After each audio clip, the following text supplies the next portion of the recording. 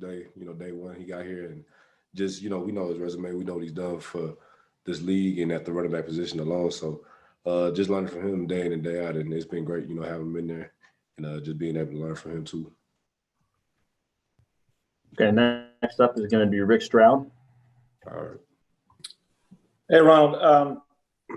Last week I think Bruce Arians said that this is your show. You're the guy. You're the main running back, obviously. What did that mean to you? And also, talk to us about the work that you've put in with Tom Brady at Berkeley Prep, particularly as a receiver.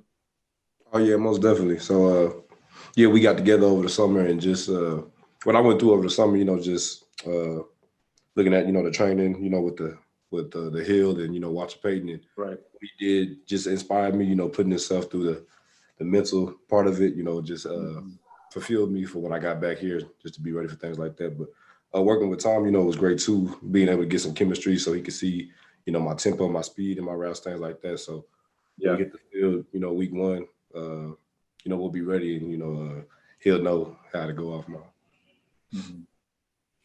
Okay, next up is going to be Kaylin Kaler from Bleacher Report. Hey, Ronald. So last week, Tom Brady said he forgot how tough it is to learn all the terminologies of a new offense because that's something he hasn't had to do in a very long time.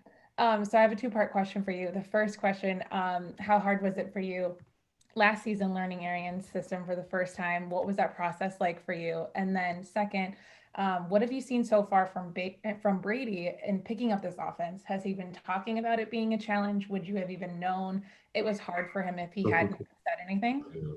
Yeah. See, so for the first part, yeah, I'd agree. My first year I was in, Dirk Cutter system, and it was a challenge. It was like foreign language for me coming from college to the pros. But the year two in Bruce Arians system, it's been easier, things like that. So, but in terms of Tom, I wouldn't even know, and other guys would know either that he was having to learn. You would think because he hasn't missed a beat, he hasn't misled anybody on the play, things like that. So you wouldn't even know, obviously, his resume. So it's good to be out there with a guy like that, real field general. Okay, next up is going to be Ed Encina. Hey, Ronald. Hope you're doing well.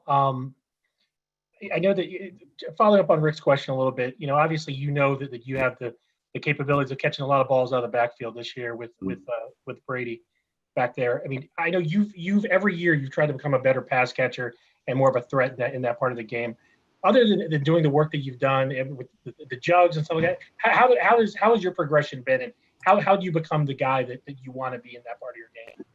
Yeah, I think just in terms of knowing what the defense is doing, not just out there running full speed, but in zone, having to sit down and find that soft spot, and man, actually just beating your man and knowing who's covering you. So that's another thing that they have been really helpful with. And again, working in the offseason, with completely different quarterbacks, I can catch any kind of ball, from high school peewee to obviously playing with, the best in the game. So yeah, it's definitely got me ready for this moment. So I'm ready to go.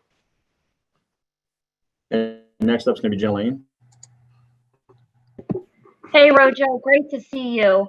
To add off of Eddie's question, you worked really hard at catching the ball better and having that kind of be a little more natural for you. I remember Coach McNair, when we first met with him, he said you were catching the ball with a lot of funky angles. Are you starting to catch it at more of I guess, a comfortable and proper angle for you? Yeah, I can attest to that too. Yeah, a lot of times they said I was, I wasn't, absorbing the ball. I was letting the ball, hit my body and things like that. So just, working in the summer with, Coach Neal and things like that, just, extension on the hands, finding that diamond and then letting the ball, being able to control the ball, because if you're slapping it, things like that, or just, trying to look up field, you got to just secure it. So those game things that, I focused on this summer and just trying to elevate my game, each and every day. And as a second question, you had such a big year last year. Coach Arians put you into a starting role and everything, but then I believe it was the Jaguars game, right? Like you missed one blitz pickup and he took you out of there. What did that do for you? Did that kind of remind you, hey, I've still got to keep working? Did that light a fire under you? What did that do for you mentally? Yeah, it's definitely motivating. Obviously, no player wants to come out the game. And so, I kind of just took it as, it's a coaching moment, learn from it. Just, you can't keep making the same mistakes. So, try to correct the old mistake and just make a new one because, you're never going to be perfect on the field, but obviously we practice to be perfect. So that's the goal at hand. Okay, next up is going to be Scott Reynolds. Hey, Rojo, thanks for doing this. Yes, sir. Two-part question for you. The first one is, you gained a significant amount of size last year, muscle, from your off-season workouts. Just wondering where you are right now in terms of your weight and if you've added any more size this off-season. And then most importantly, you came close to hitting 800 yards last year, and I'm sure 1,000 yards is your goal this year. Where do you see your ceiling being as an NFL running back? Do you think that you can be a top 10, top 5 runner in this league? Yeah, most definitely. And, I just got to keep putting the work in and getting better. And like you said, the test of the offseason, I put on about 7, 8 more pounds of muscle. So went from 218 to 225. And, I'm feeling like, I'm ready for the workload and things like that. So most definitely I'll see 1,000 yards in my near future and, for years to come. So, just being that guy for the team and, being a spell, so that'd be good. And next up is going to be Kevin O'Donnell. Hey, Ronald. Looks like over the weekend the Bucs were trying out some of those new face shields. How hot were those things, and how much is it going to take to get used to them? Yeah, those the players weren't too fond of that. We tried them out on Monday. A couple guys kept seeing like reflector tape or something like that, but it wasn't too tough for me. It was good to have a helmet on again, since we had to skip so much of the offseason with the team, rather. So that felt good to me. I was just happy to be back out there with the guys with the helmet on. So let my hair flow in the wind. So it wasn't too bad. Do you think that's going to be a concern, maybe league-wide with teams, or do you think guys can adapt them quickly? I think it will be because most of the guys said that they couldn't really breathe if they had the visor on, but they said if you didn't have the visor on, it didn't really work. So they got to find like a balance, I guess. But yeah, I would obviously want it off. Just go a regular visor because there's still some type of holes in there, so air is getting through in and out every place. So it'll be interesting to see. Okay, and next up is Steve Isbitz from Joe Bucks Fan. Ronald, is there one little pinpoint thing you can say that you've specifically learned from Tom Brady, something that sticks out in your mind? Oh yeah, he always tells me, get low on my routes and run my routes like I already have the ball. So, a lot of times I was trying to get a feel for the defense, if it's zone or man, but I'm working on getting that pre-snap read and then just exploding through my routes and just finishing. So I think that's what we've been working on now, just in shorts and stuff. That's fun. And Keyshawn Vaughn, when he was drafted, what went through your head? Oh yeah, I was like, welcome to the team, because I knew my old friend, was going. He had signed with another team, so it's good to have him too. He's an explosive guy, a fast kid, and just learn each and every day. So I'll be able to help him, and then Shady can help both of us. So it's it's a good environment, and we're all competing to be the guy. So it'll be good for us. Okay, we have time for a couple more. We're going to go to Luke Easterling. Ronald, college football is in a tough spot right now. We may not have a season at all.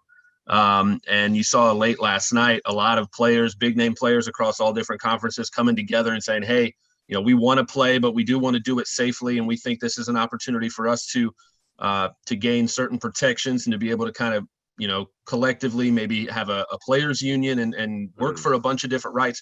Just drawing on your experience as a high profile student athlete, I'd just like to hear your thoughts on all of that and what that entails and what you think college football players moving forward should be able to have at their disposal to make the best of their experience.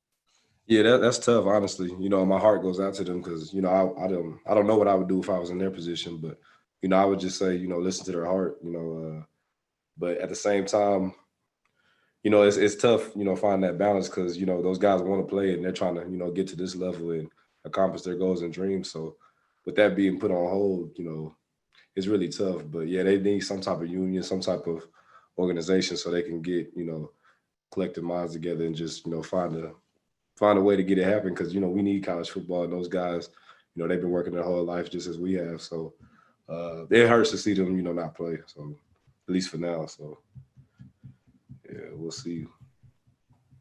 Okay, we're gonna have two more. First up is Greg Allman, then we'll go to Rick Stroud.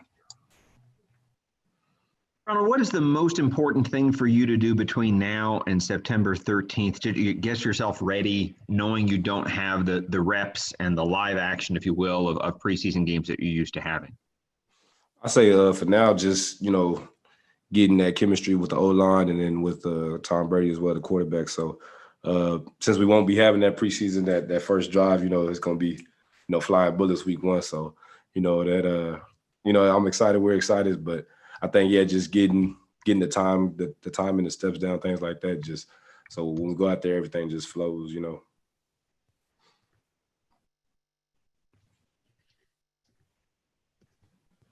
Okay, Ronald, you know, you caught over 30 balls last year, so you've done it in the receiving game, a lot in the screen game.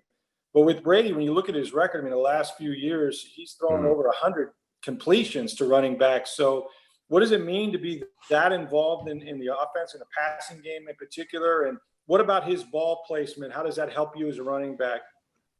For me, yeah, it's exciting because, you know, you get more touches, you know, that way. So, you know, I look forward to the challenge, you know, being more of a receiver this year and getting the ball in space too. So, you know, as a running back, you can't ask for much more. So that element, that part of it is definitely more exciting. And it's something I've worked on all season. So I'll be ready for that. And, you know, when the time comes, hopefully I can double that number. All right, that's all for today. Appreciate the time, Ronald. All right. Thanks, Thank Ronald. you. Have a good one.